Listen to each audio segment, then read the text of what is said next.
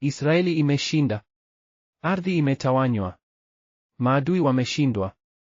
Lakini Yoshua, mzee mkongwe aliyeona miaka 110, anakutana na viongozi kwa mara ya mwisho. Maneno yake si ya sherehe, ni ya onyo kali. Mkiasi, mtaangamia haraka. Ni nini kinachowafanya viongozi wa ushindi waogope hivyo? Ni nini kinachofanya Mungu anayewapa ushindi awaonya kuhusu angamizo? Yoshua 23 inaonyesha ukweli mkuu: ushindi si mwisho wa vita, ni mwanzo wa mapambano makubwa zaidi. Baada ya miaka mingi ya mapigano, Israeli imepata pumziko. Bwana amewapa ushindi juu ya mataifa yote. Yoshua aliyekuwa kijana alipofuata Musa sasa ni mzee mwenye hekima. Anajua kuwa wakati wake wa kuondoka umekaribia. Lakini kabla hajaaga, ana ujumbe wa muhimu kwa viongozi wa Israeli. Huu si mkutano wa kawaida. Hawa si watu wote wa Israeli, ni viongozi tu. Makuhani, wakuu wa makabila na wazee wa miji. Yoshua anajua kuwa ujumbe wake utabadilisha kila kitu. Hebu tusome maneno ya Yoshua kwa makini. Baada ya muda mrefu tangu Bwana aliwapa pumziko kutoka kwa adui zao wote wa pande zote, na Yoshua amekuwa mzee, ameongezeka siku. Hapa tunaona jambo la kwanza linalovutia. Yoshua anaanza kwa kukumbusha Israeli juu ya pumziko. Si ushindi tu, pumziko. Neno hili la Kiebrania nuach linamaanisha kupumzika kutoka kwa mapigano, kupata amani. Hii ni zawadi ya Mungu, si juhudi za kibinadamu. Kisha Yoshua anasema jambo la pekee: mmeona yote ambayo Bwana Mungu wenu amewafanyia mataifa haya yote kwa ajili yenu. Sio mlifanya, mmeona alichofanya. Israeli hawakushinda kwa nguvu zao. Walikuwa mashahidi wa ushindi wa Mungu. Lakini hapa ndipo onyo linaingia: Bwana Mungu wenu ndiye aliyepigana kwa ajili yenu. Wakati Israeli wanapoanza kujivunia, Yoshua anawakumbusha ukweli: vita vilikuwa vya Mungu, si vyao. Kuna mambo matatu muhimu tunayokosa katika fungu hili. Kwanza, Yoshua hakukutana na watu wote wa Israeli. Yeye aliita viongozi tu. Kwa nini? Kwa sababu viongozi ndio wataongoza kizazi kijacho. Wakati Yoshua atakapokufa, ni viongozi hawa watakaoongoza Israeli. Ujumbe huu si wa kila mtu, ni wa wale waliowekwa nafasi ya uongozi. Jambo la pili, Yoshua anasisitiza msichanganyike na mataifa haya. Neno la Kiebrania adabak linamaanisha kuambatana kama gundi au ndoa. Hii si tu kuishi pamoja, ni kuingia katika mahusiano ya ndani ambayo yatawaathiri kiroho. Yoshua anaogopa ndoa za kimataifa na miunganiko ya kidini ambayo vitawapoteza Israeli. Jambo la tatu ni jinsi Yoshua anavyosema Israeli wataangamizwa haraka wa kiasi. Si polepole kama tunavyofikiria. Dhambi haina huruma, inaangamiza haraka. Katika fungu hili tunaona mabadiliko makubwa ya kiroho. Kwanza, mabadiliko kutoka ushindi hadi tahadhari.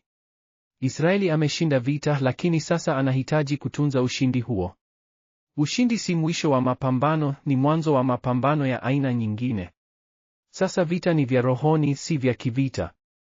Mabadiliko ya pili ni kutoka amri hadi chaguo. Kizazi cha Yoshua kimepata amri za Mungu kwa njia ya ishara na miujiza.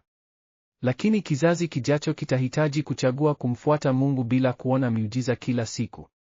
Hii ni hatua kubwa, kutoka imani ya kuona kwenda imani ya kuamini. Mabadiliko ya tatu ni kutoka uongozi wa mtu mmoja kwenda uongozi wa watu wengi. Musa aliongoza kwa amri ya Mungu. Yoshua aliongoza kwa mfumo wa kivita. Sasa viongozi wengi watahitaji kuongoza kwa hekima na imani. Hii ni changamoto kubwa, uongozi umegawanyika, lakini uwazi lazima ubaki mmoja. Wanyamapori wamekuwa wakishuhudia mazungumzo haya kwa huzuni. Wanajua kwamba binadamu wanapewa baraka kubwa zaidi ya wanyamapori wote, lakini mara nyingi hawatambui baraka hizi. Nimeshuhudia mapigano ya miaka mingi. Binadamu hawa walipewa ushindi ambao hakuna mnyama angeweza kupata. Lakini sasa Yoshua anawaogopa watapotea.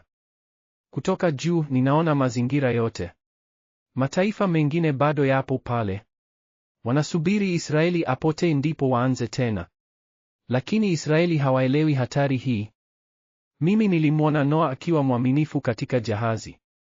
Nilimwona Ibrahimu akimfuata Mungu. Sasa ninawaona Israeli wakipata zawadi ya Mungu, lakini wakishangaa, je, watamfuata? Kwa nini binadamu hawatambui kwamba nguvu zao zote zinatoka kwa Mungu? Mimi ninajua nguvu zangu ni kutoka kwake. Lakini binadamu wanapenda kujivunia. Yoshua anajua. Ndiyo maana anawaogopa.